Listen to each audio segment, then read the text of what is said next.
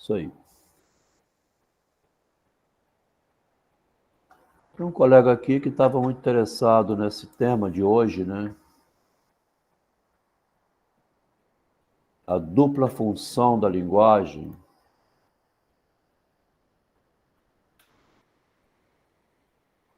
Aqui tinha uma imagem que apagou, ó, não sei porquê. Obrigado, Juliana, já botou para gravar. O botão de gravação deve estar ligado, né? Beleza. A imagem aqui que estava aqui apagou, não sei por que não. Essa imagem aqui é a imagem de um diário de Guimarães Rosa.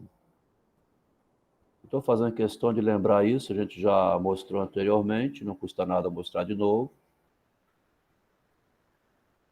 Em 1939, 15 de agosto, morando na Alemanha, em Hamburgo, Guimarães Rosa escreveu.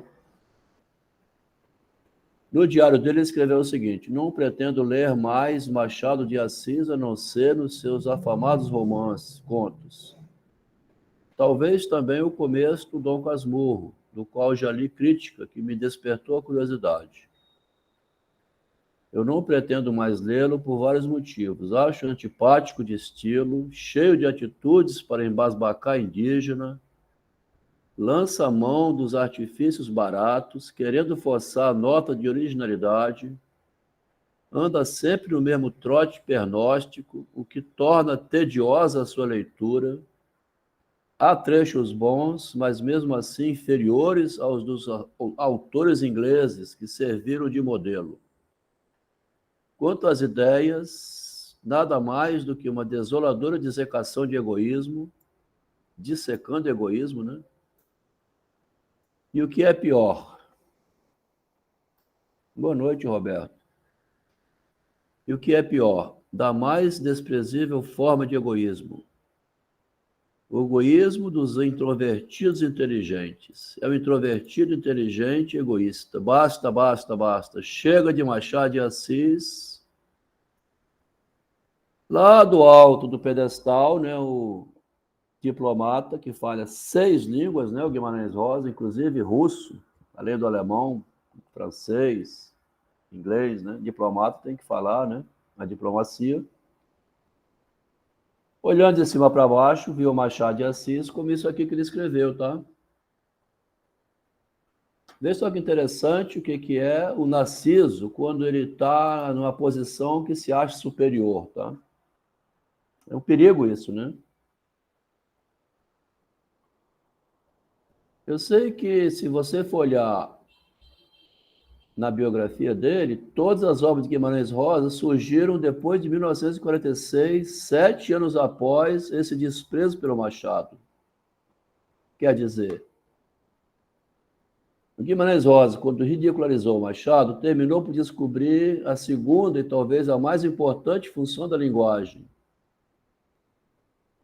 Não para o enfadonho trabalho diplomático, mas para exibir o eu, tá? Olha que interessante. E quando a gente vai no consultório do analista, a gente não se dá conta que a gente está sendo lá o protagonista de uma história, né? Você vai exibir o seu eu para o analista. Estou pagando aqui R$ 200, Marcos, para o analista me escutar. Eu sou demais, né? Oh, eu tenho um ouvinte privilegiado aqui que estudou muito Freud, Lacan, né? Fez mestrado. O meu analista aqui em Vitória tinha feito doutorado em Paris. Então eu sou um narrador, né? De uma história que eu pago um telespectador para escutar meu filme, né? É muito demais, não é? Porque eu vou lá exibir meu eu. Estou falando isso pelo seguinte, que o Guimarães Rosa, quando ele se deu conta que a linguagem, esse erro aqui, né? Erro de leitura do Machado. Aí ele virou outra pessoa, ele passou a ser escritor. Tá? Nem o psicanalista, tratando o paciente, conhece, então, as duas funções da linguagem, tá? A linguagem tem duas funções. Enquanto eu mostro o objeto, tem o eu que mostra o objeto. Então, a função do eu, que é aparecer Por que nós estamos falando isso? Tá? É importante isso. Na atualidade, nós estamos vendo assim, a embalagem está valendo mais do que o conteúdo. Nós estamos vivendo um instante agora em que a embalagem tem valor superior ao conteúdo. Tá? Se a embalagem tem valor superior ao conteúdo, aí tem uma distorção, né? Porque o politicamente correto está exigindo que você embale melhor o produto do que... É um paradoxo, né? Então, a gente, quer dizer, como é que pode que você, então, não percebe, a gente, né, eu, né, falar mal dos outros não, vou falar mal de mim mesmo. Até para ir pagando ao psicanalista, você embala melhor o produto, né? Você vai lá, pinta uma coisa que não é, né? Esconde, tá pagando. Estou pagando caro, e além do mais, eu posso falar assim, estou fazendo análise. O Adelmo parou a análise dele, por isso que ele está assim. Então, a gente está com a dificuldade, assim, porque essa frase do Jung, né, que botamos aqui no chamado, que dizia assim, eu estava presente na minha palestra. A minha palestra é tão chata, né, eu podia ter ido embora dela. Né? Lá em 1907, quando ele foi falar em Amsterdã, falou assim, Freud, qualquer coisa que eu falar lá, eles não entendem mesmo, basta eu dizer que o psicológico interfere e tal, esse rolo todo. Eles não entendem. Fala, Márcia. Você mesmo disse, né? Assim, às vezes eu falo coisas e aprendo naquela hora, né? Eu falo até sem saber que eu sabia. Né? E ele presente ali na palestra, né? Devia estar aprendendo com ele mesmo, né? Tem várias maneiras de interpretar isso. Ele podia estar aprendendo consigo próprio ou falando aquelas coisas birutas do Jung que nem precisava prestar atenção, basta vir no final, e aí, Jung, parabéns, foi boa a sua palestra. Há um problema com a linguagem, então, né? No livro do narcisismo, o Freud mesmo dizendo... tinha dito para ele, né? Fala, vai lá, fala qualquer coisa, eles não sabem nada mesmo, né? Quando ele foi fazer participar de um congresso nos Estados Unidos, né? Ele não sabia o que ele falar, fala qualquer coisa. Interessante, tá vendo? Porque como é que você vai julgar, então, alguém que é um ser humano, né, numa avaliação? Então, nós estamos aqui numa posição, assim, de investigar a psicanálise, assim, o que é esse famoso tratamento psicanalítico, que nem o analista está informado também, né? Que você não vai conseguir encontrar por detrás do seu eu a raiz da sua existência, né? É um problema, né? O que é um tratamento psicanalítico? Então, o dia 13 de outubro de 1911, vou começar a ler um pouco, vou até umas 9h30 hoje, né? Não precisa ir muito. As pessoas que vieram comparecer, porque a gente está com compromisso também de levar esse livro até o fim, né? Está chegando perto do final. 13 de outubro de 1911, o Freud escreve ao Jung o seguinte: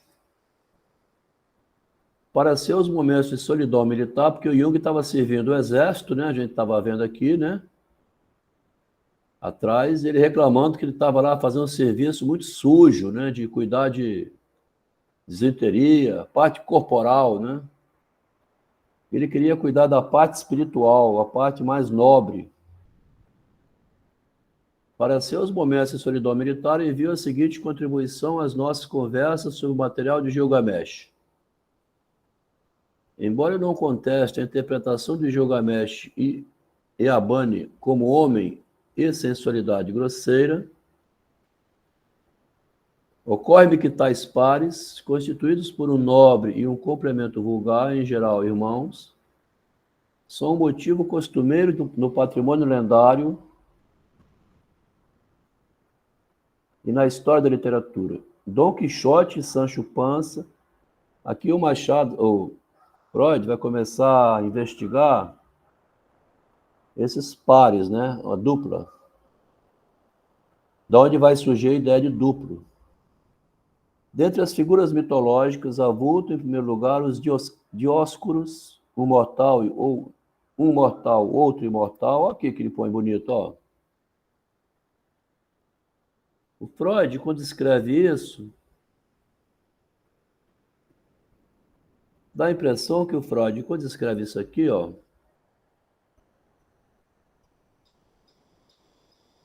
boa noite, loucos por literatura. Um domingo à noite, né, de Natal ainda mais.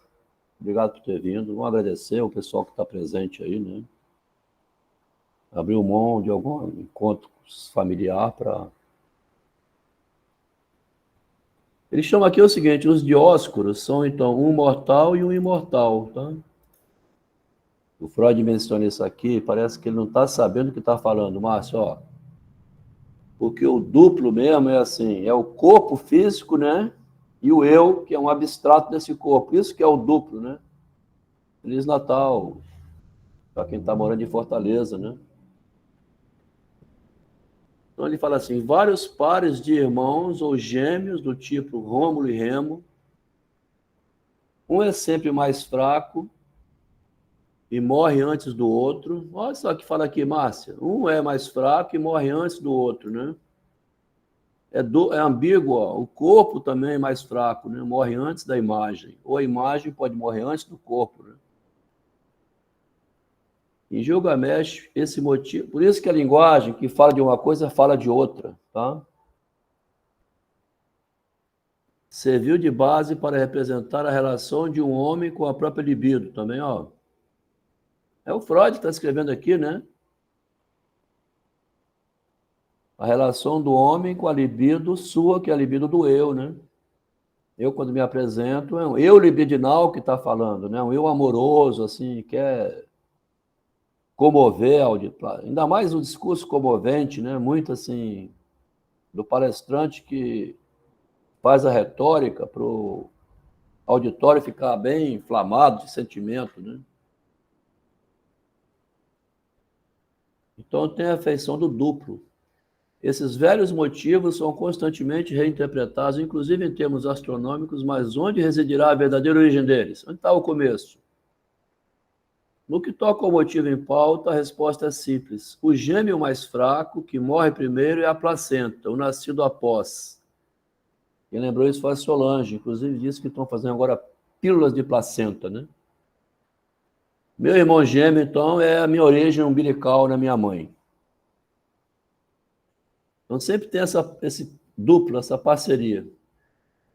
Isso simplesmente porque é natural nascer com a criança da mesma mãe. Encontramos essa interpretação há alguns meses na obra de um mitólogo moderno que nada sabe de psicanálise e que, ao esquecer a própria ciência em que é perito, conseguiu, enfim, ter uma boa ideia. Olha que interessante também aqui. Quando ele esqueceu a mitologia no que ele é perito, teve uma boa ideia de lembrar que não é lá na mitologia, é na placenta, assim, no umbigo. O bebê nasce aqui agora, né? Ele não traz, na hora que ele nasce, pelo menos assim, a gente não admite isso como uma verdade, né? Ele não traz a história grega, a história egípcia, os arquétipos. Jung diz que traz os arquétipos quando nasce. Então, Freud aqui, desesperadamente, assim, tentando combater o Jung, porque esse mitólogo moderno que ele fala aqui também é um historiador de mitos, né? Que quando ele esqueceu a própria ciência, teve uma boa ideia, que foi dizer que tem relação com a placenta. Jeitão do Freud, né? Quer dizer, quando o ego não está muito assim querendo aplicar a sua doutrina, acaba entrando uma boa ideia também, tá? A gente estava numa conversa lá no privado, assim, aqui é radical isso, tá? Uma colega que muito admiradora do psicanálise, do Freud, assim, adorando os textinhos que eu estava enviando, tá? Aí veio o livro para ela ler, ela começou a ler, achou maravilhoso, que livro fantástico. Nunca imaginei o narcisismo assim. Quer dizer que Pitágoras era muito mais narcisista que todo mundo, porque ele inventou uma fórmula matemática que ele é amado no mundo inteiro, porque a validade da fórmula do teorema de Pitágoras independe do teorema do Pitágoras fica lá assim. Então, gente, aqui não precisa, né? Qualquer criança que aprende a geometria conhece. Ela achou maravilhoso mostrar o narcisismo assim. Daí a pouco, rapaz, sabe o que aconteceu? Hein, Marcos, olha a conversa aqui. Ela falou assim, o Freud tem direito à privacidade, tá, Delmo? Você misturou aqui a vida privada do Freud com a obra pública dele. Você não ia gostar, Delmo, que pegasse os seus dados privados, misturasse com o que você fala. Bloqueou a Delmo, virou inimiga. Olha só que loucura. Aí o David Blaise falou assim, isso é o narcisismo estrutural. Isso é o narcisismo estrutural. A pessoa não está percebendo. Estava admirando, achando lindo os textinhos do Adelmo, o livro é uma maravilha. Daí a pouco ela falou assim, credo, você está querendo desqualificar a psicanálise por causa das cartas privadas? E se alguém escutasse o segredo, Adelmo? Rapaz, o Freud tem direito à privacidade. Como é que fica? Fala, Marcos. Como é que fica uma situação dessa, Marcos? Ela me bloqueou e não quer mais saber do Adelmo nem do livro, esse livro seu. Ele devia ser... O que é? Deixa eu ver o Marcos falar aqui, porque ele tem umas opiniões boas sobre isso. Como é que pode, Marcos? Não vou te bloquear, não, tá bom? Mas é o seguinte, e você falando de Pitágoras aí, né? O que a pessoa acharia agora, que quando destruíram, faz um ano e pouco, destruíram o narcisismo do Pitágoras? Descobriram que 2000 anos antes do Pitágoras, o teorema dele já existia numas tábuas babilônicas, que eles já as construções deles, todas eles utilizavam a mesma fórmula que Pitágoras usou depois. E aí, acabaram com o narcisismo do Pitágoras. Imagina o que ela ia achar disso, essas alturas. Você vê, rapaz, então, bom, é uma boa lembrança que você trouxe, né? Quer dizer, tinha um segredo no Pitágoras que ele também, se publicar isso, o Pitágoras, você roubou essa ideia, hein? Aí vai desqualificar o próprio teorema dele, né? Mexe com o narcisismo do Pitágoras. Agora, vê que interessante. Quer dizer que se você usar as cartas privadas do Freud, que já estão públicas, eu não estou... Aqui não é assim, o Freud tem direito à privacidade, como qualquer um de nós aqui, né? Tá? Não vou pegar os... Se a André me bota os dados lá no privado, não vou jogar aqui no público se ela não autorizar, né? O Rafael, qualquer um meu também, né? Está combinado que a privacidade não... Você não pode invadir a privacidade, né? Mas as cartas do Freud foram publicadas, são matéria pública. Todo mundo está invadindo. Pode ler, está lá, né? E você pode confrontar pelas cartas o sofrimento dele quando descobriu que a psicanálise tinha uma contribuição do narcisismo. É público agora, né? Mas a psicanalista, como ela tem que defender o território dela, ela falou assim, Adelmo, ela deu aquela martelada, aquela... Quê? Desconstrói, né, aquilo que ela acreditava, né? Mexe com a fantasia. Um Freud que foi tentando, que errou, que voltou, né? Desconstrói aquela imagem, né? Para ela é complicado isso, né? Toda a ideologia dela, toda a crença na estrutura psicanalítica. Como é que eu vou... Adelmo, ela podia ter sido mais clara e falar assim, Adelmo, depois de ler esse livro, como é que eu vou atender no consultório?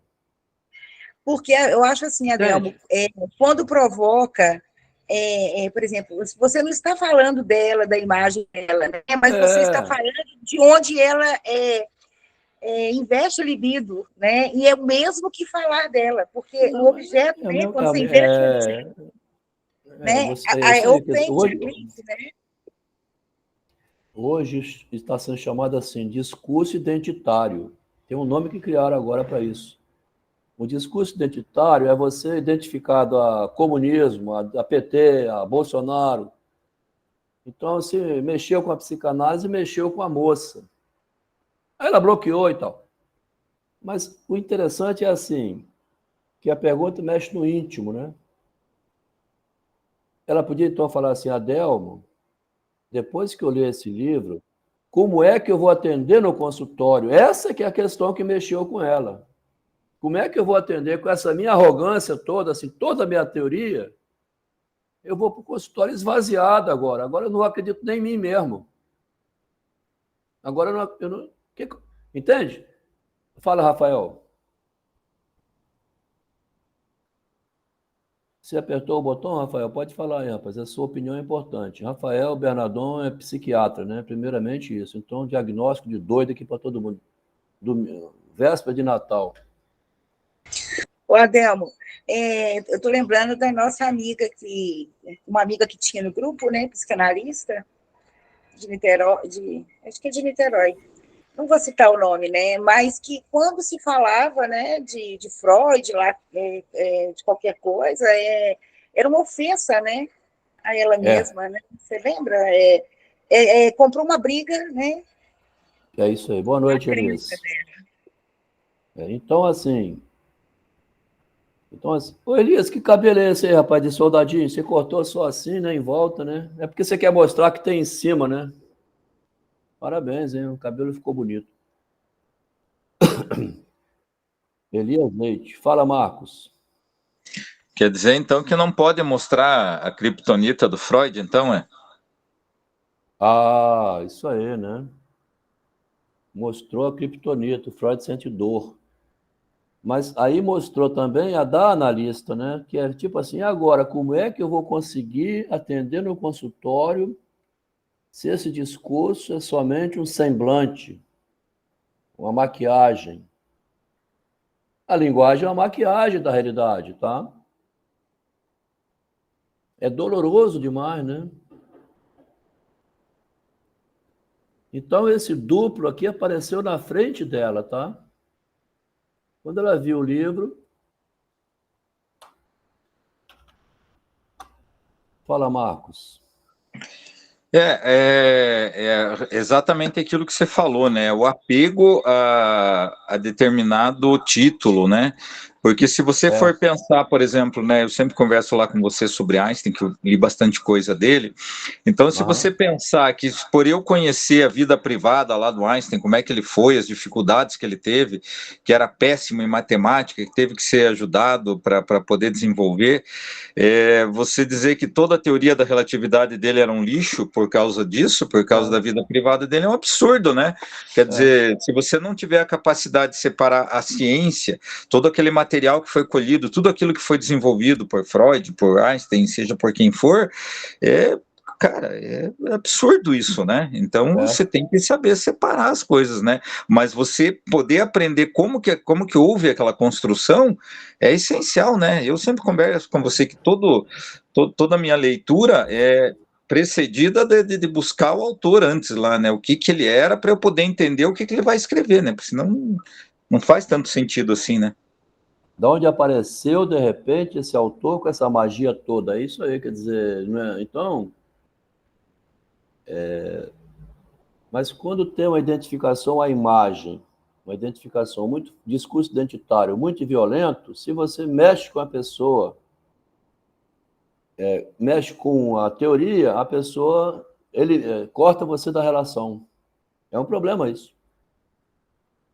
Então a pergunta é assim, como é que eu vou atender no consultório agora que eu estou sabendo que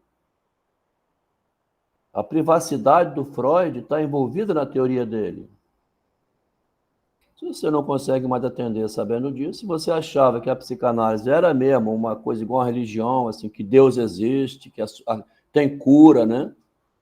O ser humano é incurável, né? Acalma um pouco, assim, tudo, mas não tem a cura da humanidade do homem, né? Você não vai conseguir curar a humanidade do homem. A humanidade do homem é um homem que erra, né? Vai errar sempre, vai ter que conviver com erro. Não dá para corrigir, impedir que erre, né? O defeito de ser humano é o animal que erra, né? Errante. Falha nas horas que você mais espera sucesso, falha, né? Você sai com a gata, assim, ou tá com a sua mulher lá num bonito dia, assim, e tal, aí o negócio não funciona, ela começa assim, você tá namorando com outra mulher? Ou não, né? Então falhou, não teve aquele... A expectativa não deu certo, né? Meu intento era surpreendê-lo com a ideia de que Eabani é fundamentalmente a placenta de Gilgamesh. Ainda há muitas conexões e hipóteses a inferir desse tema, e é uma pena, pois só trabalhando juntos poderemos enfrentar esse problema, né? 17 de outubro, Jung responde ao Freud. Muito obrigado pelas 2 cartas, tão ricas em conteúdo. As novidades de Viena me interessaram muito. Seria possível saber logo o nome dos dissidentes? Então, tem dissidente na psicanálise, assim como tem aqui na realidade. O expurgo foi, a meu ver, uma medida feliz. A notícia sobre Pfister não me espanta, pois eu já contava com isso. Escapar de um casamento sem futuro seria tão difícil quanto o Arquimedes mover o mundo sem um ponto sólido, não se materializar subitamente no espaço vazio. Se um ponto sólido. Então, para ele mover o mundo, tem que ter um ponto fixo, né? E não pode um ponto sólido aparecer no vazio. Mas acontece que um passarinho carregado de veneno letal, aqui é lá do Schreber, né? Que ele cita o Schreber para dar uma espetada no Freud. Parece que surgiu na vida do Pfister uma mulher que mexeu com o casamento dele, tá? Olá, Álvaro, boa noite, bem-vindo aí ao nosso grupo, né? Álvaro é formado em filosofia, jovem ainda. Obrigado por estar vindo, tá? Então, notícia que já estava de Pfister, né, num casamento, falou o seguinte aqui, que tinha um passarinho carregado de um veneno perigoso. E que esse passarinho com pássaro miraculado está relacionado às moças. Esse passarinho passou por um milagre, recebendo um nome de moça, como impõe a regra, e o pifista se deixou levar pelo caminho dos ímpios. Conheço esse passarinho encantador. Tudo indica que ela só queria tirá-lo da gaiola e não se casar. Tá vendo? Como é cheio de insinuações a linguagem. Aqui o Álvaro, hoje nas conversas privadas, estava aqui a pergunta, né? Qual é essa dupla função da linguagem? Qual é a dupla função aqui? Uma função que insinua, né? Que entrou na vida do pifista, que é um pastor protestante, tá? Entrou um passarinho, né? Escapar de um casamento sem futuro, ó. Certo? Através de um passarinho que queria entrar em um dia que só queria tirar ele da gaiola, mas não queria casar, não. É igual mexer com a alavanca que mexe com o mundo sem dar um ponto sólido, né? O Jung, Marcos, ele é campeão em fazer esse tipo de jogada, tá? Com a linguagem. Ele é assim... O Freud tinha falado lá atrás, assim, da histeria, né? O Jung tem um componente histérico de fazer cenas teatrais, com a linguagem também, né? Maravilhoso, tá? Mas ele volta aqui. Sua contribuição ao simbolismo dos irmãos que o senhor já entrevira em Zurique é extraordinariamente interessante e válida. A coisa está amplamente disseminada e remonta aos primórdios, como pude verificar depois. Sou muito grato por sua contribuição, pois ela corresponde de perto a outras observações que me levaram a concluir que as chamadas memórias remotas da infância não são em absoluto memórias individuais, mas são memórias filogenéticas. O Jung vai insistir nisso aqui até morrer, Marcos.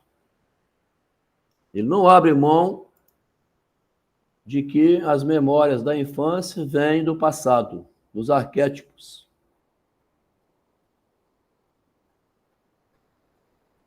Tá? Refiro-me, de certo, às memórias mais remotas, como o nascimento, sugar, essas coisas, né?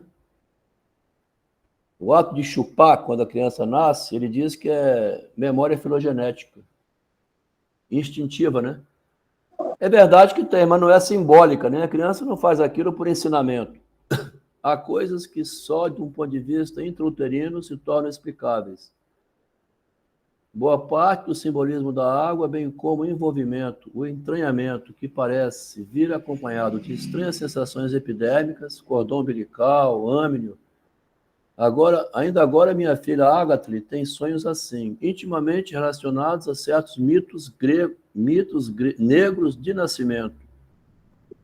Aproveito aqui para falar filho, né? A sucção da mama é reflexo primitivo, é. Mas o bezerrinho também tem, enfim. Será que teria como evitar o ensinamento? Onde também ocorrem estranhamentos substanciais. Eu creio que há muito mais coisa a tomar por memórias filogenéticas. Aí ele aproveita para incluir, tá vendo? Elementos culturais, né? Aqui uma colega informou o seguinte, que estava numa família visitando um casal, 3 filhos normais, uma de 3 anos que fala tudo, fala demais, fala pelos cotovelos, é uma criança com 3 anos, tá? E um filho de uns 15 anos por aí assim, completamente autista, sem linguagem. Como é que tem 3 normais, assim, humanos, né, que se comportam na linguagem igual a gente, igual a nós mesmos, e um outro menino mais velho que não adquiriu? Perguntando assim. Aí eu perguntando assim, como é que pode, né, que essa memória filogenética, se é que vem da filogênese, entrou bem em 3 filhos e no outro não. É um mistério, né? Isolado do mundo como estou aqui, muito pouco me é dado ver e ouvir. As noites são consagradas forçosamente ao convívio. Aí vai. Aqui é aquela parte que a gente já leu, né, da filogênese com a ontogênese. Quando Freud se separou do Jung, ele deu uma eliminada nessa ideia de filogenético, né? Na psicanálise, nada é filogenético, né? Nada é da filogênese, somente do onto, né? Do ser aí que está na presença do acontecimento, que diz o Heidegger, então, né? Isso é o Heidegger, né? O ser aí, né? O homem é o ser aí, jogado no mundo, perdeu tudo que tinha. Isso não é filogenético, isso é do momento que aconteceu. Daí para frente, quem é você, Adel? Meu mundo caiu, né? Pronto, não tem nada de filogênese aí. Você não vai, seu bisavô, o mundo dele caiu. Não é isso. Veja só como não é filogenético, é ontogenético. Vou dar um livro para uma colega que estava adorando ler tudo e tal, de repente. O Freud tem direito à privacidade, Adel, mas esse livro aqui é uma fraude. Isso que é ontogenético. Mas como assim o livro é uma fraude? Aí matou, né? Porque o livro é uma fraude porque cita as cartas privadas do Freud durante a construção da obra. Você não poderia fazer isso. Tá? Na época, o Freud não queria que publicasse as cartas dele. Sim, mas agora estão publicadas, né? Todo mundo sabe que Getúlio Vargas deu um tiro no peito. Sai da vida para entrar na história, deu um tiro no peito. Então, se você quiser encontrar argumentos para desclassificar quem está falando, aí pode procurar argumentos. Você quer que respeite a psicanálise? Então, eu vou respeitar. Vamos mudar de assunto, vamos falar do Flamengo, né? Aqui nós estamos estudando a raiz da psicanálise, né? Então, você não pode impedir o estudo, né? 20 de outubro, aí vai. Ao contrário do Senhor, já começo a me sentir cansado dos empenhos mundanos. Freud, né? Depois de apenas um mês, sobretudo porque nem todo o meu trabalho é lucrativo. Durante 2/3 do meu tempo, tenho que fazer, muito embora não tenha nada para meus filhos, famintos no ninho da psicanálise. Aqui, Álvaro, olha aqui a função dupla da linguagem. Se você não souber ler essa frase, você vai pensar que é os filhos do Freud, né? Tá? Não tenha nada para meus filhotes famintos no ninho da psicanálise. São seguidores dele que estão sedentos de novidade, né? Psicanalítica, artigo teórico, né? É principalmente por precaução que hoje escrevo esta carta. Ouvi dizer que o senhor está se correspondendo com Steckel e quero lhe afiançar de antemão que nada tem a ver com a dificuldade e transtorno que ele eventualmente venha lhe criar. Porque o Steckel já foi expulso, né? Está no limbo aí. Mas talvez o senhor me conheça bem e esteja inteirado das circunstâncias para, dispensando a advertência, dar conta disso. Conte também com meu integral apoio, caso não concorde com o corpo menor para essa... Até isso discute, ó. Letras menores para o jornalzinho. Como o senhor vê, a gente passa a se importar com ninharias, ó. Quando reduzido a um ambiente análogo ao de que dispõe na sociedade. Na última quarta-feira, pude ver novamente o grande trabalho educacional elementar que ainda está por ser feito. Esse grande trabalho educacional que está por ser feito é porque aqui um tal de Viktor Taussky, que depois suicidou-se, leu um trabalho, ele leu, né, na Sociedade, no qual sugeria que a significação dos sonhos, tal como interpretada por Freud, poderia também ser obtida sem a ajuda da psicanálise. Então, trabalho educacional precisa explicar essa gente e tal, que não, né? Encontrei dificuldades inesperadas quanto à nova visita. Deutsch, que a princípio parecia entusiasmado, recusou bruscamente. Humildemente e já meio desanimado, espero agora uma resposta de 2 outros editores, um dos quais... Então, como está publicando artigos, né, com esses filhos famintos da psicanálise, ele está no inferno aqui, o Freud, com quem não entende, que vai escrevendo outras coisas. Então, que loucura, né? A psicologia da religião vai indo muito devagar, que é o totem tabu, tá? É-me penoso ler depois das exigências impostas por um dia de trabalho. E Fraser é muito prolixo e cheio de detalhes que a gente esquece logo depois que lê. Uma carta de Jung, 30 de outubro. Caro Freud, a pressa em que estou não me impede senão pedir desculpa por não ter respondido sua última carta. Os últimos 10 dias de serviço militar, né? Jung, um médico pré-serviço militar na Suíça. A Suíça é um país, né, diferente, obriga o profissional a prestar serviço militar, o médico, no caso, né, para servir lá no contingente. Sem mais nem menos, fui designado para um exército de montanhas, um verdadeiro fim de mundo, onde fiquei isolado do resto da humanidade. Olha como é que funciona na Suíça a cultura deles. Você pega o médico, né? Elias Leite, você é médico, vai servir lá no meio do mato porque tem soldado ferido, né? Volto para Zurique amanhã cedo. Para minha grande surpresa, serei substituído aqui por esse Binswanger, a psicanálise. Então, logo esteja livre da brutalidade da vida militar e de lhe escrever uma carta sensata. Aqui que vai entrar a dona Emma Jung agora, a mulher, tá? Cadê a Márcia, hein? Saiu? Deixa eu ver aqui. Essa parte aqui a Márcia gosta de comentar, né? Mas ela saiu um pouco, algum motivo tem. Noite de Natal, né? Se alguém tiver algum compromisso com o Natal, né? Fica livre. 30 de outubro aqui, dona Emma Jung, tá? A dona Emma Jung vai entrar aqui no pedaço agora, mandando uma carta para o Freud. Realmente não sei como encontro coragem para escrever essa carta, doutor Freud. Tenho certeza de que não é presunção que a dita. A necessidade de escrever. Sigo com efeito, sigo a voz do meu inconsciente, que não poucas vezes descobri estar certo.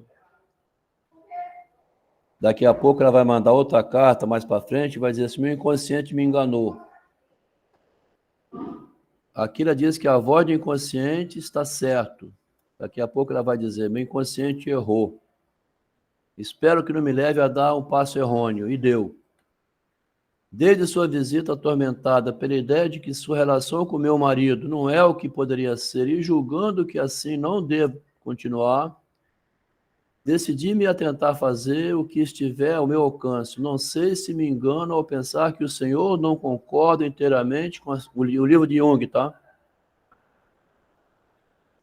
O assunto jamais veio à baila entre vocês, e creio que a ambos seria muito benéfico se dispusessem a abordar entre entendimento com meu marido, Freud, pelo amor de Deus. Existirá outra coisa. Se for, diga-me, cara, professor Freud, Herr Freud, né? Aqui uso o pronome justamente da autoridade máxima, que é Herr, né? É uma carta privada, mas faz o nome máximo, né? Na Alemanha. Pois é-me sobremodo penoso vê-lo tão resignado e acredito mesmo que sua resignação não se liga apenas aos seus filhos verdadeiros, mas também aos filhos espirituais. O meu marido, Jung, é um filho espiritual seu, Freud. Por isso que eu posso escrever, de modo que não haveria motivo. Peço-lhe não ver em minha atitude uma intromissão, nem me incluir entre as mulheres que sempre estragam as suas amizades. É demais, né? Como o senhor mesmo me disse uma vez, meu marido naturalmente não está a par dessa carta. Freud, estou escrevendo escondido. Espero que não o julgue responsável por ela, nem permita que ele seja indiretamente atingido por qualquer efeitos desagradáveis que essa carta venha ter sobre o senhor. Pelo amor de Deus, Freud. A ideia aqui nessa carta é só essa, né? Tá? Dê mais valor ao livro que o meu marido escreveu. Aí terminou. Esse final de novembro aqui está entrando numa fase difícil da relação do Freud com Jung. 2 de novembro.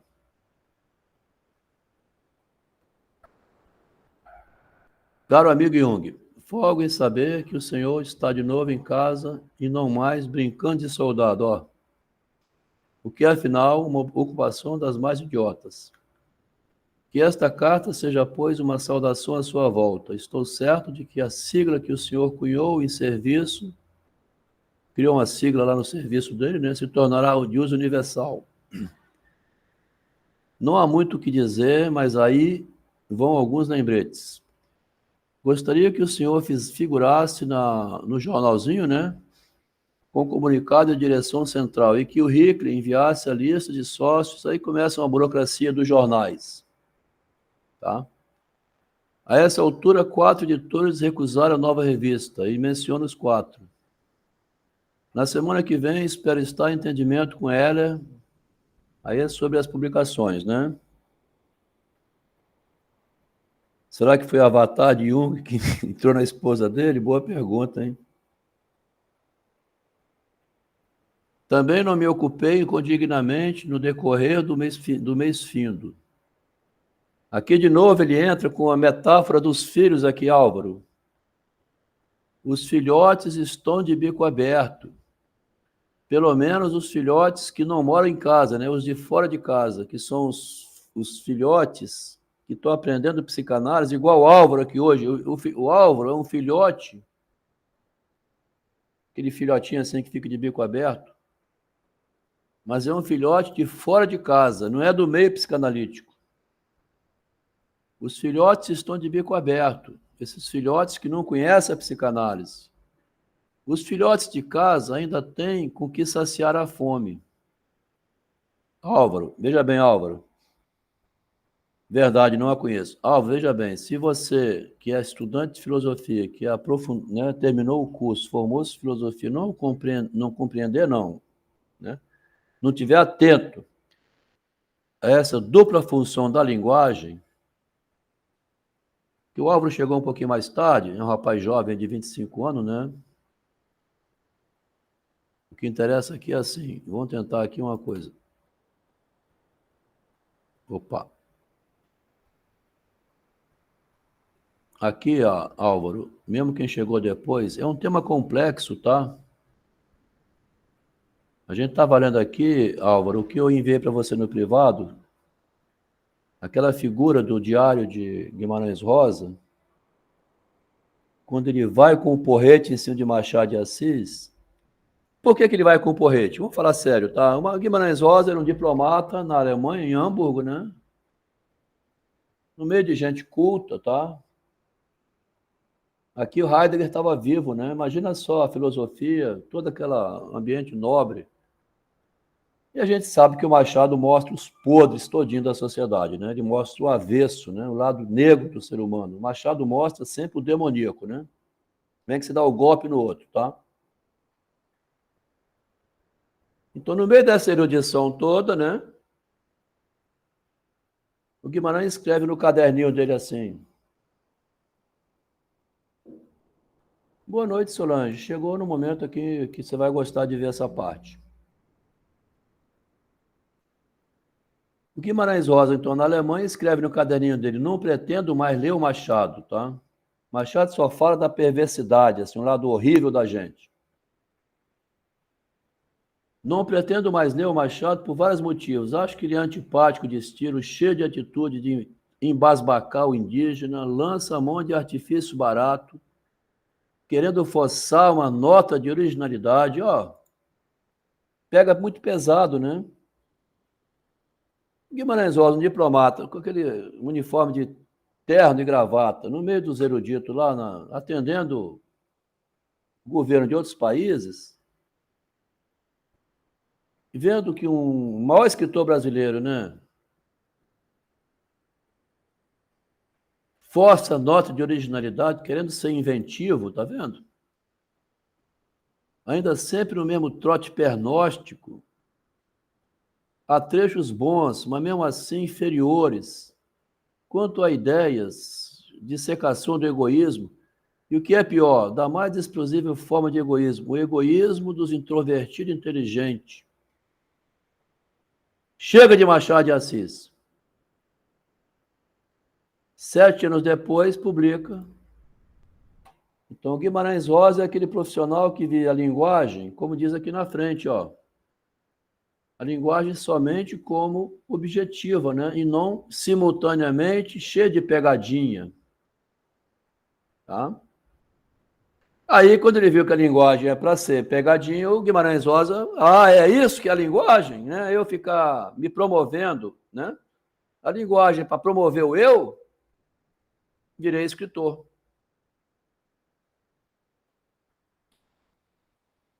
Quer dizer, se você, então,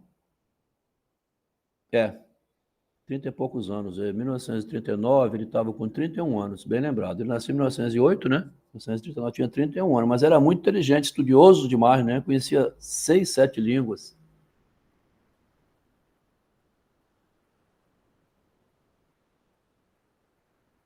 Então a gente está vendo assim, como é que a linguagem, se você não souber... Dona Emma Jung escreve ao Freud, entra no meio da relação de Freud com Jung, né? No meio das cartas de Freud e Jung, tem uma carta, Dona Emma, né? Mandando Freud ter considerações com o livro de Jung, chamado Transformações, né?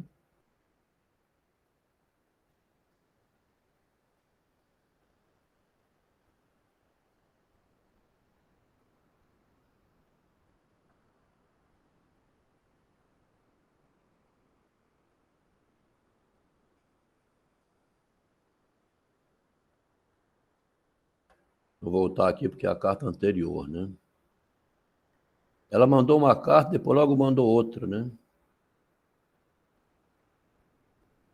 Aqui é a primeira carta da Emma Jung, 30 de outubro.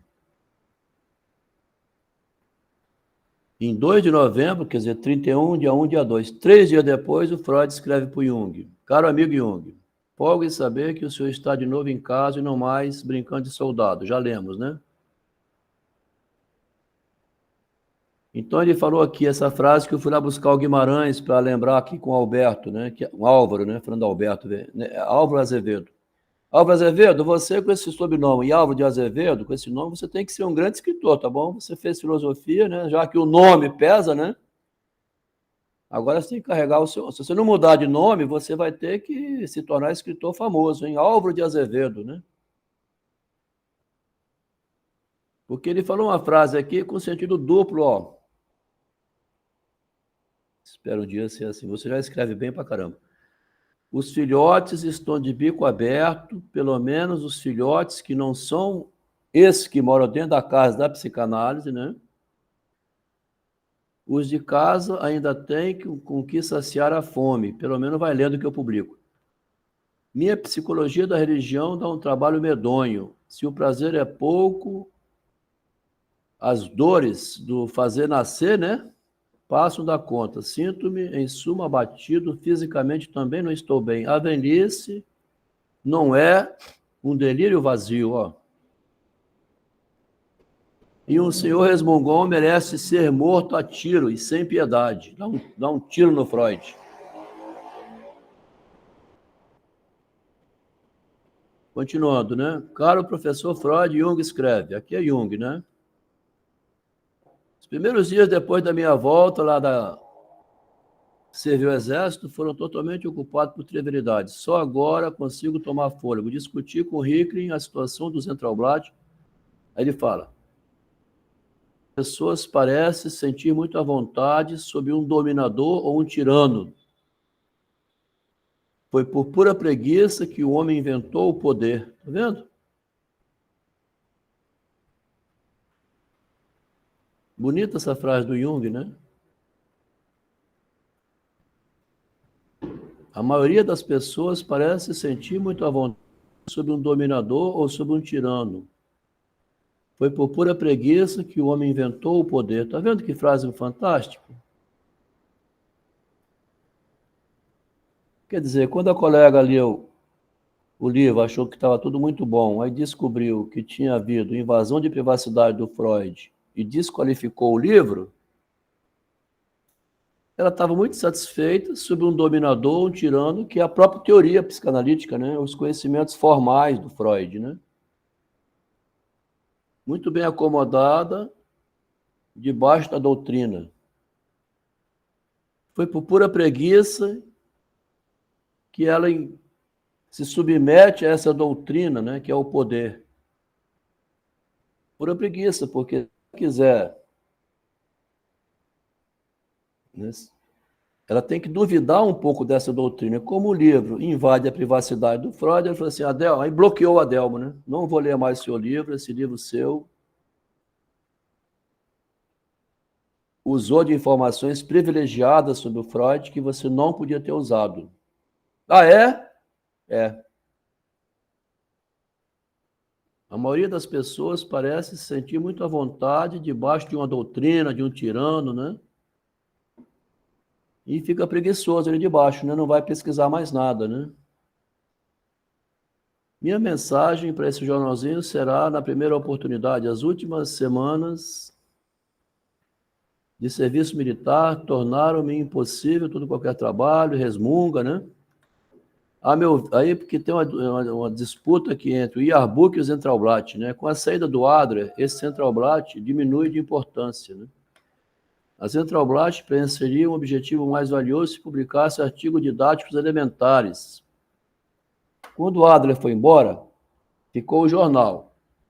Vamos usar o jornal que era do Adler para publicar artigos didáticos elementares, adequados, digamos, aos principiantes e pacientes. Eu, de bom grado, aprovaria uma subvenção, aí é conversa sobre a burocracia interna, né?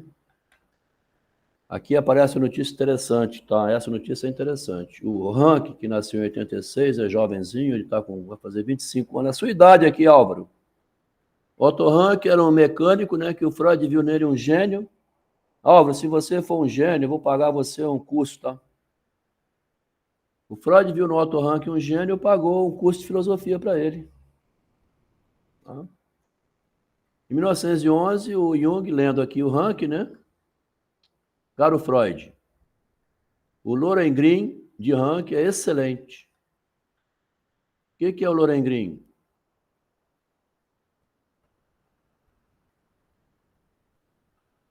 Ah, tá aqui, ó. Otto Rank.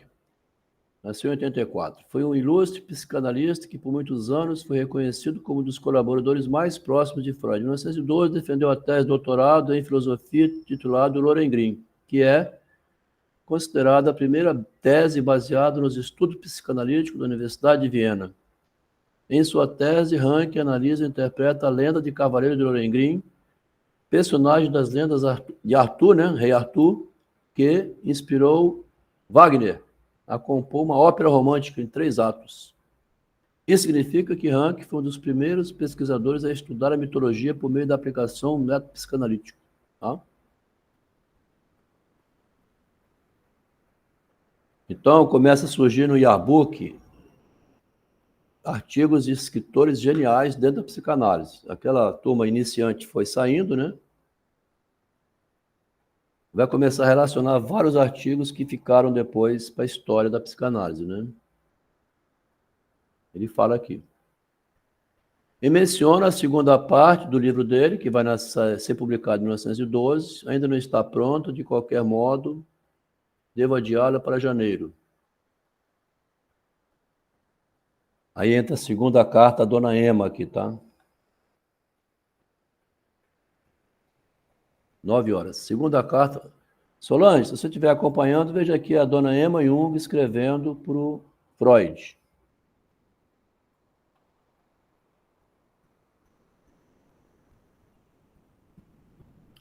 Teve que sair, né? Tá com reunião familiar, 4 filhos, neto, né? Vai ver que disse que ia tentar vir, mas não consegue. Paciência. Depois vê no YouTube, né? A Márcia é outra que está com reunião familiar. Sua carta tão amável livrou-me de ansiosas dúvidas. Aqui é Emma Jung escrevendo para Freud. A carta do Freud para a Dona Emma não aparece, né?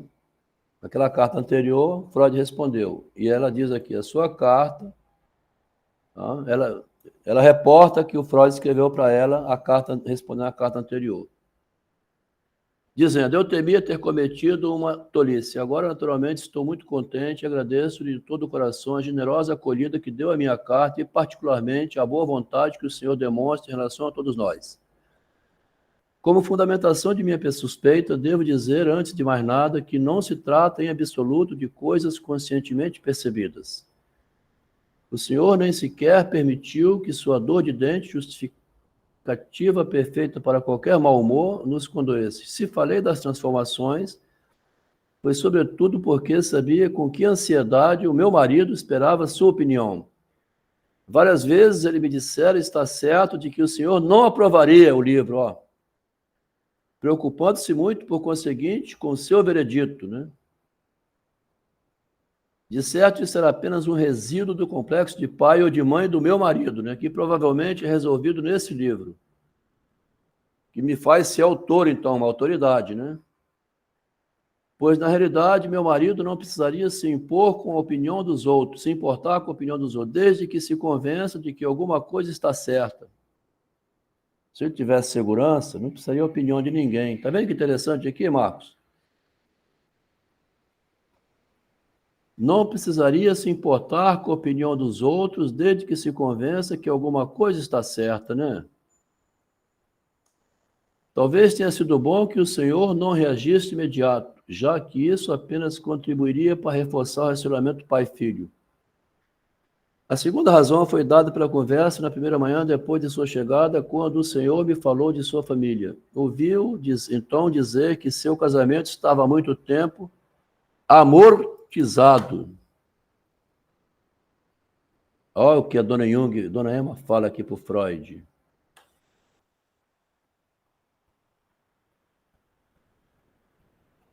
Ô Freud, pelo que ouvi você dizer, o seu casamento está amortizado. As crianças crescidas convertiam numa preocupação constante, mas isso era a única verdadeira alegria. Tais palavras causaram-me uma impressão tão forte, pareceram-me tão significativas, que me encontrei pensando e repensando nessas palavras. O Freud falou que o casamento dele está amortizado. A dona Marta não está indo para a cama com ele mais. Ele não consegue mais, né? pareceram-me tão significativas que me encontrei pensando e repensando nessas palavras. Olha só, até imaginar que se dirigiam a mim, dona Ema. Vou te falar uma coisa, dona Ema, minha esposa, assim, eu na cama, né? Até imaginei que queria falar comigo. Ou que simbolicamente é o meu marido. Dona Ema, seu marido está te pegando? Olha só, Álvaro, onde que caminha essa desgraça? Quando entra a mulher assim no meio masculino, né? Você começa a olhar, não a professora, a funcionária, mas a bunda dela, o peito, né? Que está requebrando muito. Não se zangue, por favor, se me atrevo a falar ainda no conteúdo manifesto. Tá vendo? Aí põe, né? Aqui é um termo psicanalítico, né? Porque tem um conteúdo latente e o manifesto de sua conversa. Minha intenção era perguntar-lhe na época se o senhor tem certeza de que seus filhos não poderiam ser ajudados pela análise. Aqui ela vai começar a bombardear em cima do Freud, tá? Já que na carta anterior ela pediu para o Freud e o Freud respondeu, provavelmente não concordando com ela em apoiar o livro do Jung, ela entrou aqui no estilo bem, né? Pisando na goela do Freud.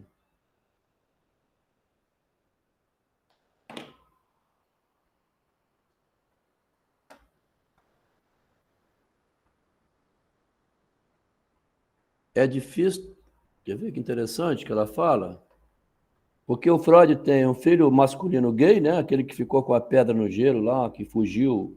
E tem uma filha, Ana Freud, que é homossexual. O Freud teve 2 filhos assim, com negócio de sexo, né?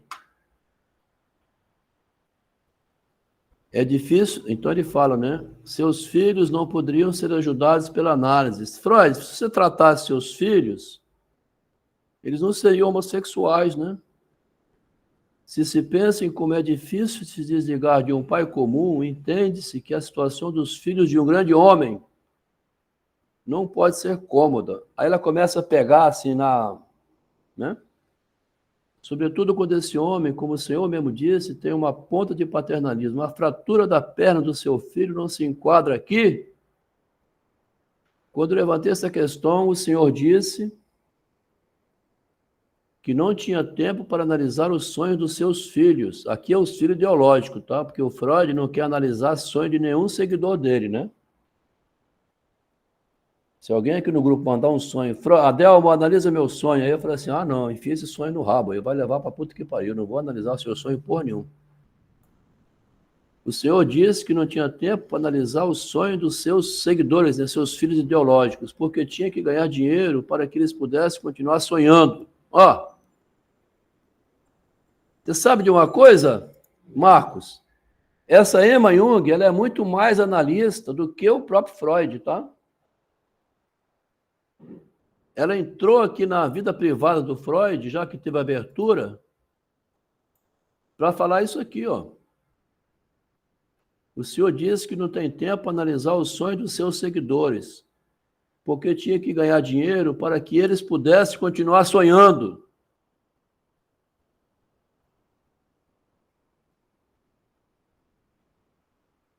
É demais você falar isso, né? Adelmo, eu só venho aqui assistir essa merda que você fala para você continuar sonhando que você é importante. Você começa a atacar assim, o palestrante ou a pessoa, né? O senhor acha correta essa atitude, Freud? Prefiro pensar que não se devia sonhar de maneira alguma, devia se viver. Ó, o seu livro da teoria dos sonhos, Freud, é uma merda. Isso que ela botou nessa frase aqui, ó. Tu tá sonhando em livro, né? Você vai viver, Freud. Adelmo, domingo à noite, véspera de Natal, você é uma pessoa depressiva, rapaz. Cadê a sua família? Vai atacar assim. Vai viver, rapaz. Acho também que o Cal concorda que o imperativo ganhar dinheiro é apenas uma evasiva de outra coisa a qual tem resistência. Perdoe, por favor, esta minha franqueza, que pode chocá-lo pela ousadia. Mas o fato é que isso perturba a imagem, ó. Noite de Natal, e aqui estamos, seus filhos literários. Ô, louco por literatura. Que maldade, hein, falar uma coisa dessa. Meus filhos aqui, tem um filho, Marcos Silva, de 60 anos, Rafael, médico, né? Elias, que tem 62. Que lavagem de roupa suja, né, Marco? Lavagem de roupa suja, né? Perdoe a minha franqueza, que pode chocá-lo pela ousadia, mas o fato é que isso perturba a imagem. E a mulher com imagem, tá vendo? Ela está sabendo que é o narcisismo que está envolvido, né? E faço do Senhor.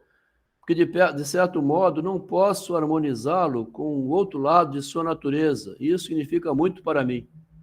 Não posso harmonizar você com o outro lado da sua natureza. Você tem dois lados, o duplo, né? O lado sombrio. Também me ocorreu a ideia de que foi, talvez, por nossa causa que o Senhor não mandou seu filho estudar em Zurique. Freud, você não mandou seu filho estudar aqui em Zurique para ele não ficar perto da gente, né? O Senhor falou a respeito disso certa vez. Para nós teria sido naturalmente um grande prazer vê-lo agora como estão. Agora, como também na época, então. Outra coisa que devo mencionar é a sua renúncia científica. Se é que se pode chamá-la assim. O Senhor pode imaginar que satisfação e honra isso sinto pela confiança que o Senhor deposita em Cal. E deposita confiança nenhuma, então, né? Mas quer me parecer que às vezes o Senhor está dando em demais. Não vê nele o seguidor e o executor que mais precisa. Aquela apela, né? Porque o Jung foi o garoto propaganda do Freud, né? Não vê nele mais, Freud, esse homem que você via, aquele que fazia tudo por você. Não acontece com frequência que alguém dá muito porque quer conservar muito? Freud, você dá muito para o Jung porque você quer conservar muito. Então aqui entra a linguagem feminina, né? Da mulher ofendida e magoada, né? Por que está o Senhor pensando em desistir, já ao invés de desfrutar do êxito e da fama que bem merece? Não desista do meu marido, Freud. Será talvez com receio de deixar passar o momento certo para fazê-lo? Certamente isso jamais acontecerá com o Senhor. Afinal, o Senhor não é tão velho para falar agora do caminho da regressão, com todas essas férteis ideias com o que tem na cabeça. Além do mais, o homem que descobriu a fonte viva da psicanálise, que é o Senhor, né? Não irá envelhecer tão depressa. Não, o Senhor devia regozijar-se e beber fartamente a felicidade do triunfo, depois de haver lutado por tanto tempo. E não considere meu marido com um sentimento de pai. Ele vai crescer, mas eu devo encolher-me. Não é isso, Freud. Mas sim, um ser humano, como um ser humano considera outro, o qual, como o Senhor, tem a sua própria lei para cumprir. Rapaz, o Freud, quando leu essa carta aqui, ele deve ter ficado tonto, né?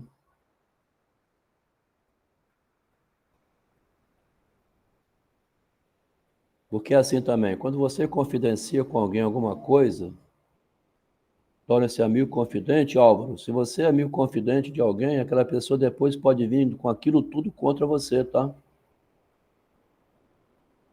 12 de novembro de 1911, Freud escreve: caro amigo, grato por sua carta. Quando ele escreve aqui, é no dia 12, né? A Emma tinha escrito no dia 6, ó. Ele já leu a carta da Emma, né? Quando ele escreve dia 12, ele está com essa carta na goela, que é o Freud, né? Mas ele escreve para o marido da Emma, não para a esposa. Grato por sua carta, Jung. Estou outra vez ocupado o suficiente para me obrigar a adiar a resposta até domingo. transmitiu seus desejos e ordens a Steckel, que deveria normalmente receber instruções diretas do Senhor. Acho que justifica plenamente o fato de o Senhor exercer sua influência através da prerrogativa orçamentária. É melhor não deixar fácil assim os diários, né? Desejaria proporcionar um instrumento oficial de pressão sobre os Entelbrat. Esse desígnio foi frustrado no Congresso por nosso bom, mas obtuso Stegman. Ele recebeu seu castigo, tendo que formular ele própria proposta, por ocasião das nossas ridículas eleições. Cedi à obrigação dele, porque me pareceu que, uma vez que os vienenses, aqui é muito parte burocrática, né? Mas ainda é minha intenção ver o controle de todos os nossos periódicos concentrado em suas mãos. Aqui o Freud vai insistir agora na função diretiva que tinha o Jung, já que na função teórica, né?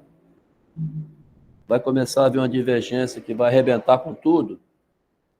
O Freud vai insistir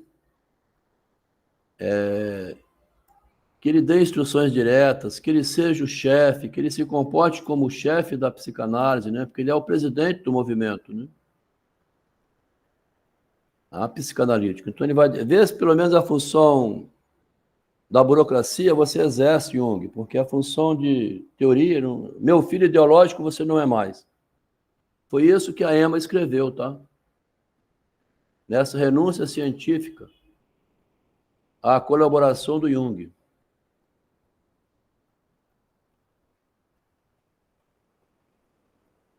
Aqui ele menciona que está publicando mais alguns artigos, né, que são os famosos. Aqui é que o Freud, então, introduz. Aqui que é importante, André, você que está estudando a teoria, né? O Freud publica Teoria da Psicanálise, aqui, né, o controle da transferência, justamente no momento em que entra a dona Emma, entra o Jung, né? Misturando tudo. Então, o que é a transferência? Porque está havendo uma relação transferencial onde a gente conversa coisas. Teoricamente, eu não poderia usar essas coisas para fazer o que a Emma fez aqui em cima. Dona Emma, a senhora está... Me desculpe, viu, mas... Está vendo? Igual falou aqui a Loucos por Literatura, né? Caso de Ferreira Espeta de Pau. Não se deve deixar os diários à amostra. Você deixou os diários à amostra?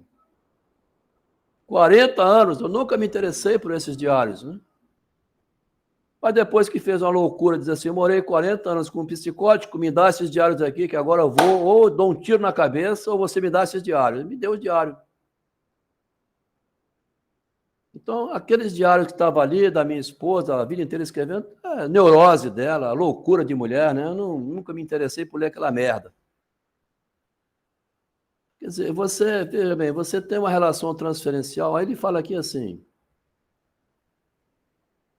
o que é a dinâmica da transferência? Você está na relação transferencial que você confia completamente, a pessoa está ali coletando o dado para usar contra você, né?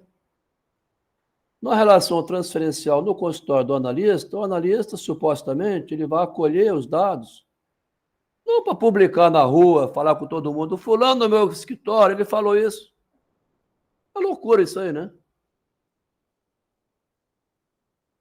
Mas tem gente que faz isso, tá? Então o Freud começa a se preocupar assim, não tem essa imparcialidade, o ser humano é mau. Tá? Há maldade, né? Começa a surgir então o manejo da interpretação do sonho, viu? Como é que você vai manejar? Como é que você vai manejar o relacionamento se alguém está usando por trás os dados que você passa? Então, os artigos da técnica surgem no momento em que o Freud vê que o ser humano não é confiável, né? Nem o médico, né?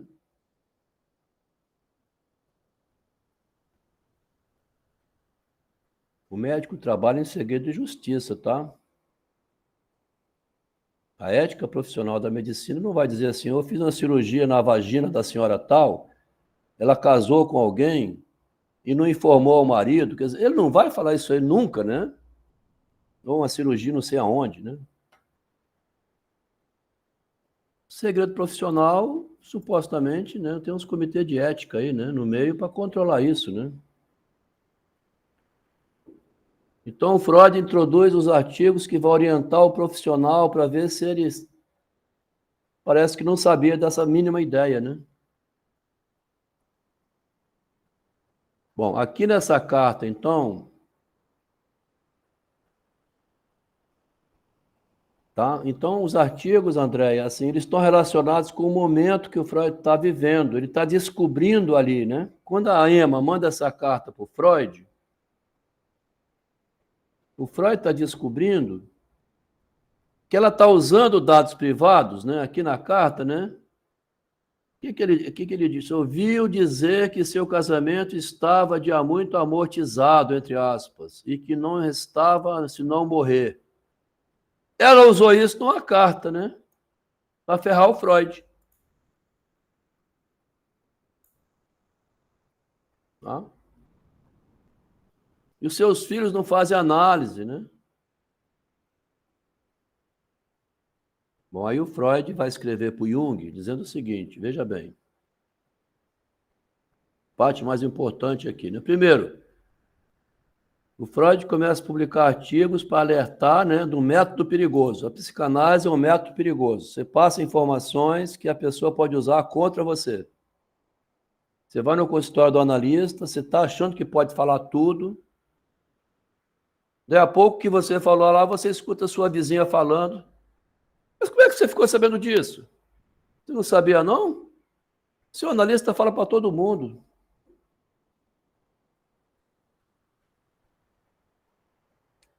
Não fiz qualquer progresso em relação ao novo periódico. Aqui vai.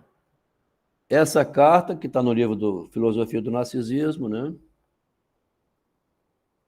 Que a colega que leu falou assim, você não podia usar a privacidade do Freud, tá, Delma? Igual aqui, a dona Emma Jung usou a privacidade, né?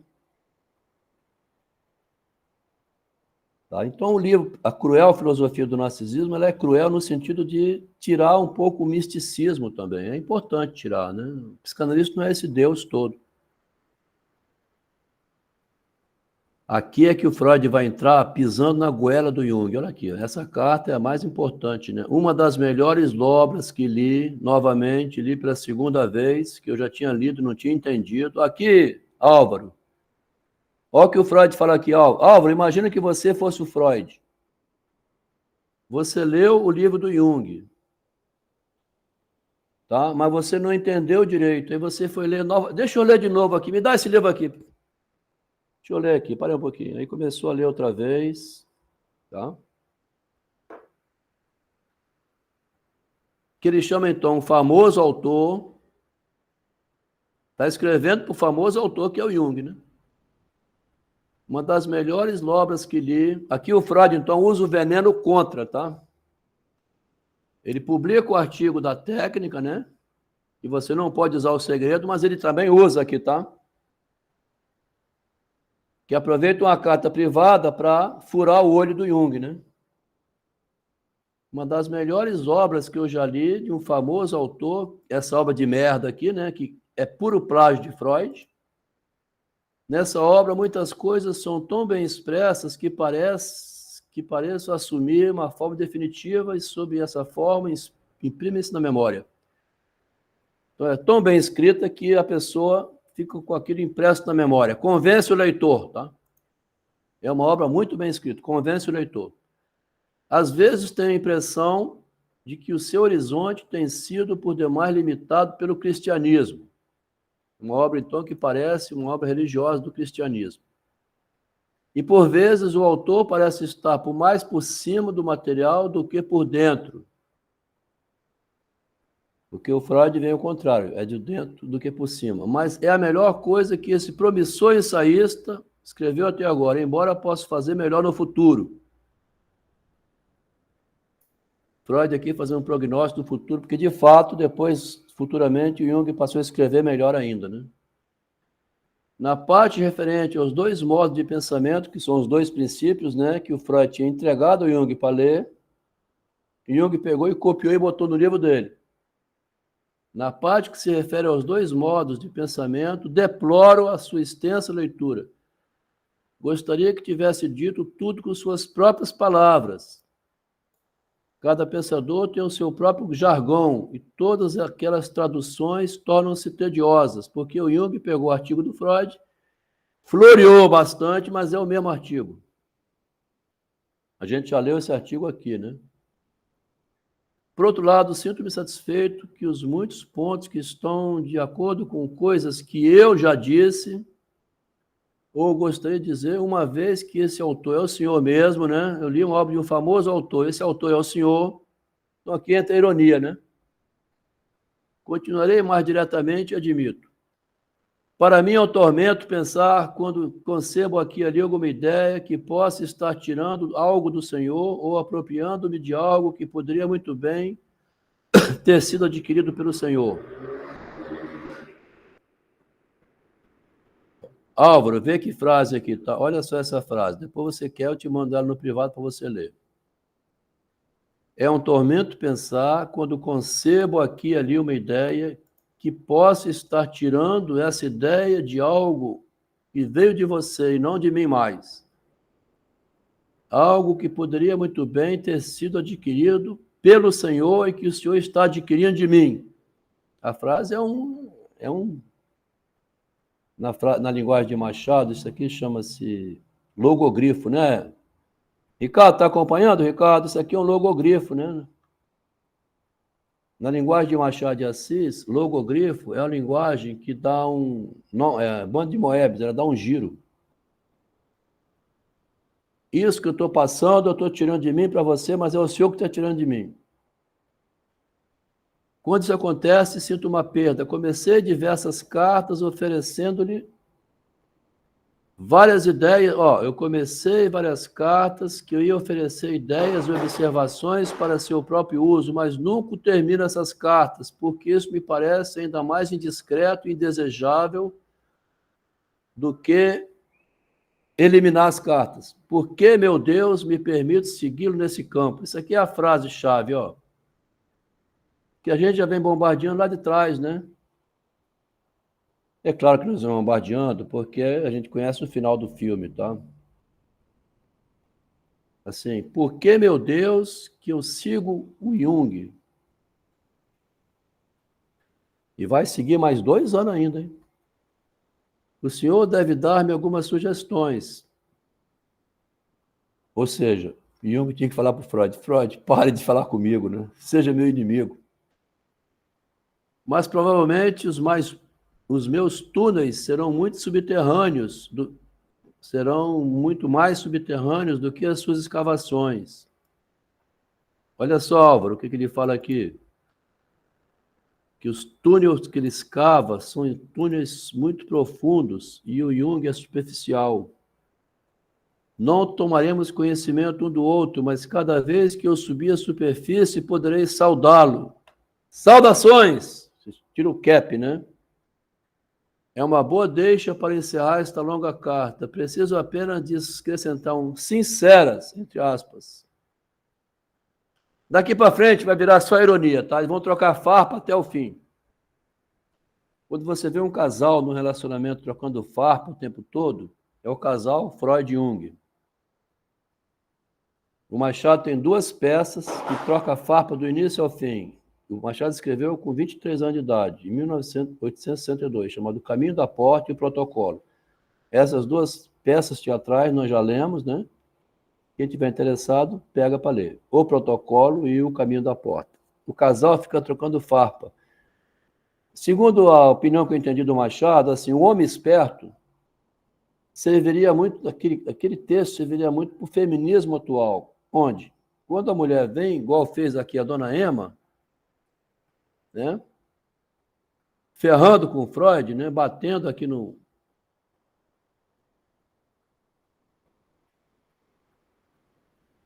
Freud com essas observações, né? O Freud logo rebateu para ela, né?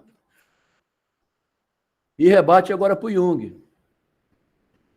Então, pelo que eu entendi do Machado de Assis, a parceria que você tem hoje na relação de confiança, ela não devia existir nunca.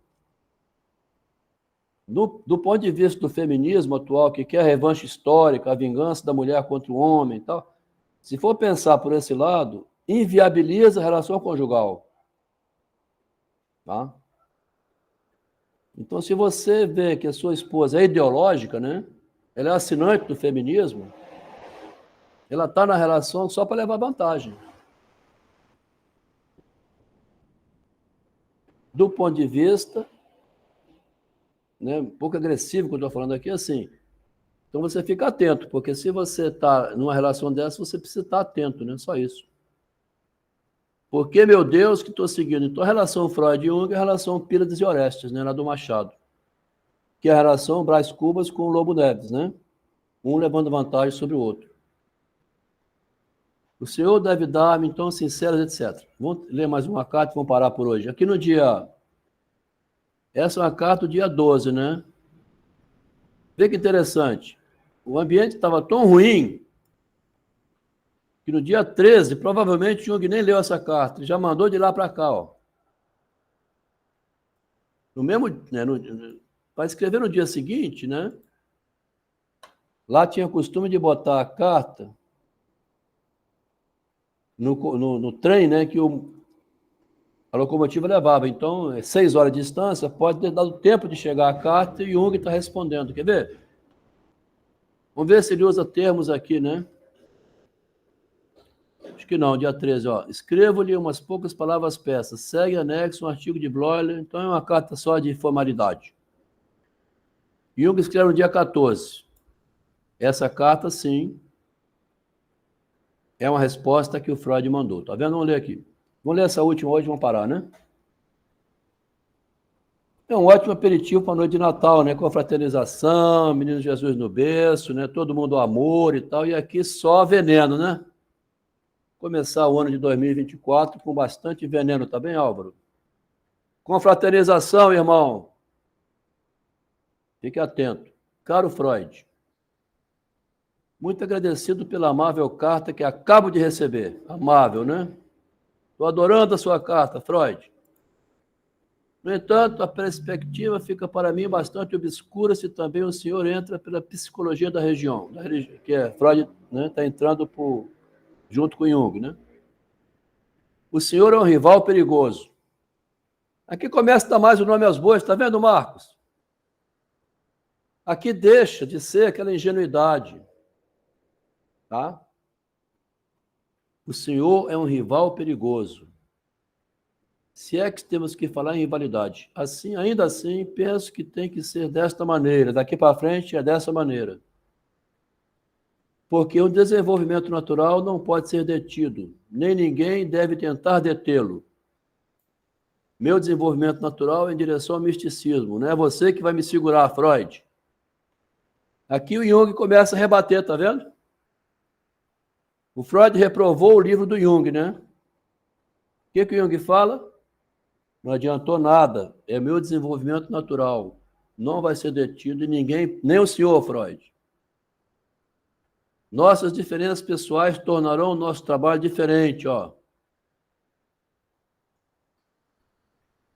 O senhor extrai as pedras preciosas, mas eu possuo o grau de extensão. Como o senhor sabe, o meu procedimento é sempre do exterior para o interior, da totalidade para as partes. Isso que é a grande crítica do Freud, né? O homem não pode vir de fora para dentro, mas tem que vir o que está vindo de dentro para fora. Está vendo, Andréia? Interessante? Aqui está o ponto-chave da psicanálise, né? Que é a frase do Sartre também. Não importa o que fizeram com você, o que importa é o que você vai fazer com o que fizeram com você, né? O procedimento do Jung é de fora, do exterior para o interior, de fora para dentro. O Freud, não, negativo. O meu procedimento é de dentro para fora. Consideraria, por demais, desconcertante deixar grandes áreas do conhecimento humano permanecerem negligenciadas. Então, essas grandes áreas do conhecimento humano negligenciadas seriam a mitologia. Eu não vou deixar de fora. E por causa da diferença de nossos métodos, devemos, sem dúvida, encontrarmos de vez em quando em lugares inesperados. Aí. Naturalmente, o Senhor estará à minha frente em certos aspectos, mas isso não importa muito. O Senhor já antecipou a maior parte. Aqui matou, né? Freud, você já entregou o ouro, tá? Obrigado. Só no começo é difícil acomodar-se a essa ideia, depois chega-se a aceitá-la. Estou trabalhando diligentemente na minha segunda parte, Freud, e vai ser pior que a primeira, hein? Na segunda parte, o Jung vai citar partes da obra do Freud contra o Freud, tá? Aí ele cita ali textualmente. Aí virou guerra, tá? Aí continuou com a burocracia. O professor de arqueologia, sobre o qual o senhor falou, na segunda parte do trabalho, aprofundei-me numa questão fundamental da teoria libido. Aquelas passagens da análise do Schreber que o senhor aborda, o problema da libido, perda da libido igual a perda da realidade, é um dos pontos onde se cruzam nossos caminhos mentais. Do meu ponto de vista, o conceito de libido precisa ser suplementado por fator genético, lá da filogênese, como a gente já leu.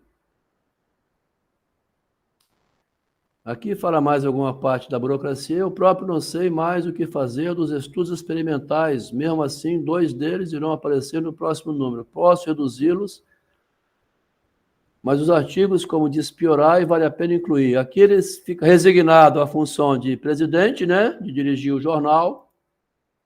Então, daqui para frente, a psicanálise vai virar uma burocracia em que, teoricamente, Freud e Jung divergem, mas Jung, sendo presidente do movimento, ele vai continuar executando os papéis burocráticos, cada vez pior também. Aqui ele devolve sinceramente, entre aspas, igual o Freud mandou lá em cima, né? Que ele fala aqui, né?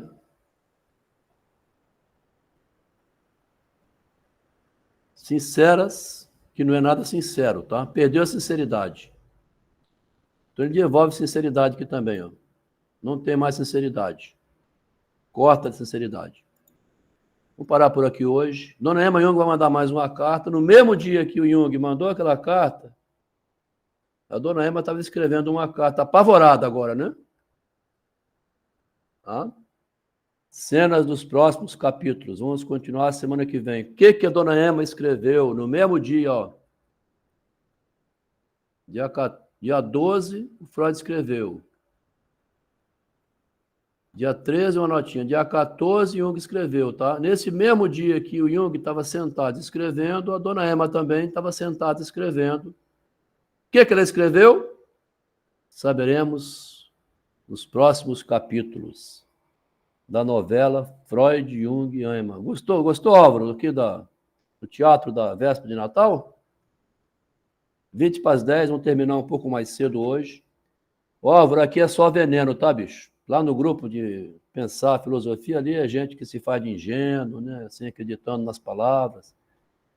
Aqui a parte, aquele veneno da cobra, assim, que quando, né? Entre Freud e Jung, né? Lá há muitas máscaras, é normal, é isso aí, perfeito. Então, aqui nós estamos trabalhando com a parte onde a máscara não existe mais, né? Sinceridade aqui, ó, tá banida, ó. Daqui por diante, sinceridade banida, né? O Jung aceitou o desafio, tá? Por que ele aceitou o desafio? Porque ele está como presidente do movimento psicanalítico, ele tem a maioria, é igual a Dilma, né, em 1914. Ela achou que ia governar, continuando aquele PT ali, que estava com uma série de problemas, e entrou o Moro, fazendo aquela lambança que ele fez, mas tinha alguma coisa que estava errado no PT, tá? Foram ver que tinha muita coisa errada, né? Muita mesmo, né? Não era pouca não, tá? Muito desvio de verba, muita loucura, né? Muita doideira dentro do próprio PT, que é vergonhoso falar isso, né? Então, assim, estava com a faca e o queijo na mão, 3 mandatos já, e exagerou com o poder. É mesmo, quando você está com o poder na mão, a tendência... É verdade, Ricardo, deram um golpe horroroso, mas assim, em cima de um golpe, outro golpe, né? Depois veio outro pior ainda, que entrou o Bolsonaro. Então, a gente seguiu um caminho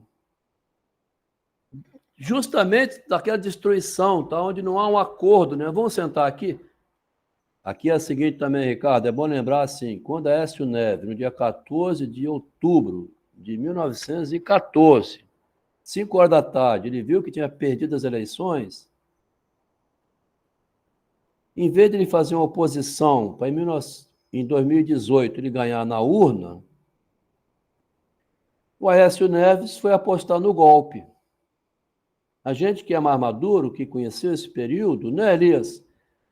A gente que viveu essa fase, quem é mais jovem aqui, tem 20 e poucos anos, o Álvaro tinha 25, 10 anos atrás tinha 15, né, muito jovem.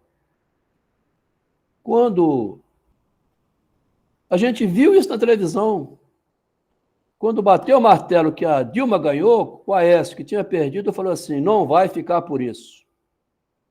Aí ele se fudeu, porque ele foi fazer uma oposição de golpe, igual falou o Ricardo. Basta ele trabalhar direitinho, aquela oposição. Cadê Aécio Neves hoje? Cadê Renan Calheiros? Cadê o Cunha, né? Então eles foram muito secos assim, em dar um golpe, e depois levaram um golpe em cima do golpe. É bom a gente aprender isso, porque o que aconteceu na política está acontecendo aqui na psicanálise, né? O Freud com o Jung, os dois estão divergindo, né? Aí cortou sinceramente aqui, ó. O Freud tinha que ter sido um pouco mais matreiro. Respondido Dona Ema Jung de outra maneira. Dona Ema, o livro do seu marido é ótimo. Eu sei como é que eu vou lidar com isso. Ele não precisava ter aberto o jogo.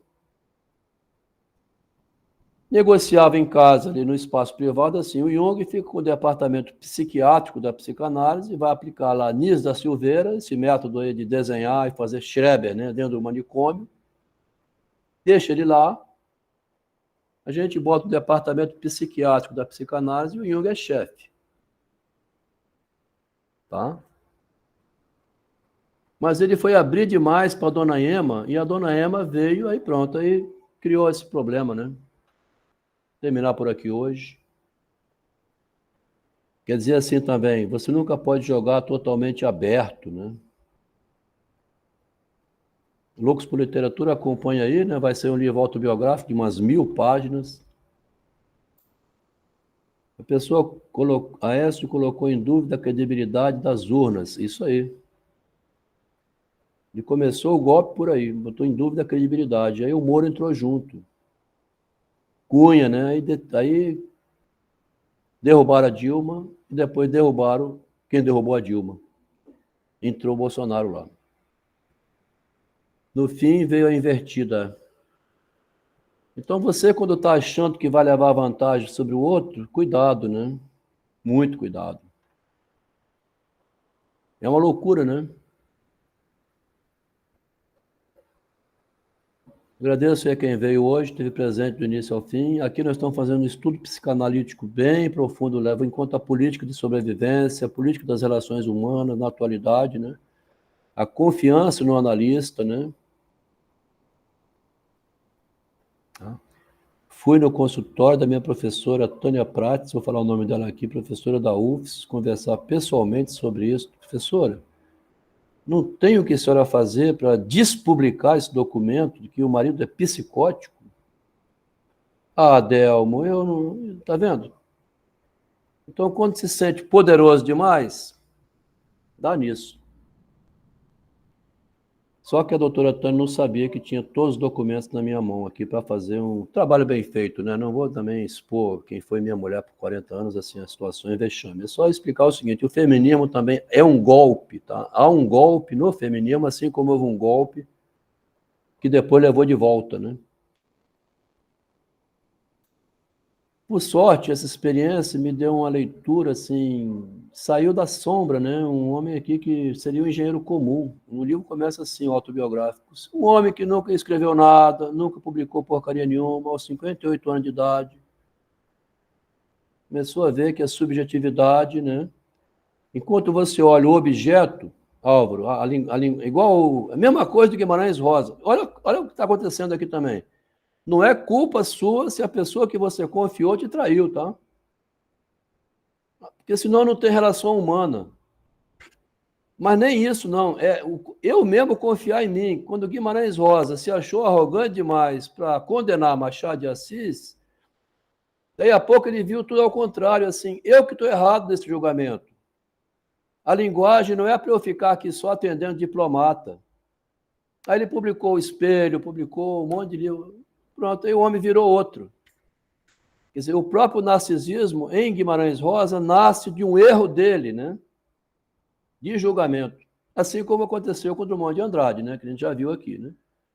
Quando publicou A um Bruxo com Amor, foi um pedido de desculpa ao Machado de Assis por ter lido errado o Machado de Assis, como o Drummond leu na juventude, condenando o Machado.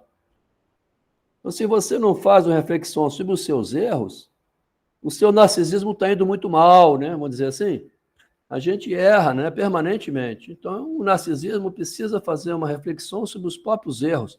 O Freud foi muito honesto, ele introduziu um erro que tinha na psicanálise, que era a falta do narcisismo. É uma leitura, assim, é muito sincera a leitura, a gente lendo por aí, mas é preciso esse grau de... A colega vai e bloqueia o Adelmo porque o livro do Freud invadiu a privacidade do Freud. Então, quer manter uma ilusão, né? Bom, quem esteve presente até o final, estou meio rouco hoje, até é bom ir parando, porque senão a voz piora, né? Vamos perguntar, né? Algum comentário, véspera de Natal, amanhã a gente vai... Cuidado para o Freud não processar. Ô, Álvaro. Isso aí. Valeu, Ricardo. Obrigado pela presença. Obrigado, Roberto. Valeu, Rafael, pela presença. Muito boa leitura, agradeço. Tem que pensar muito, né? Obrigado, Marcos, por estar aí junto com a gente. O Elias também. O doutor Elias, né? O nosso médico. Agradeço, Juliana. Vamos desligar aqui a gravação, né?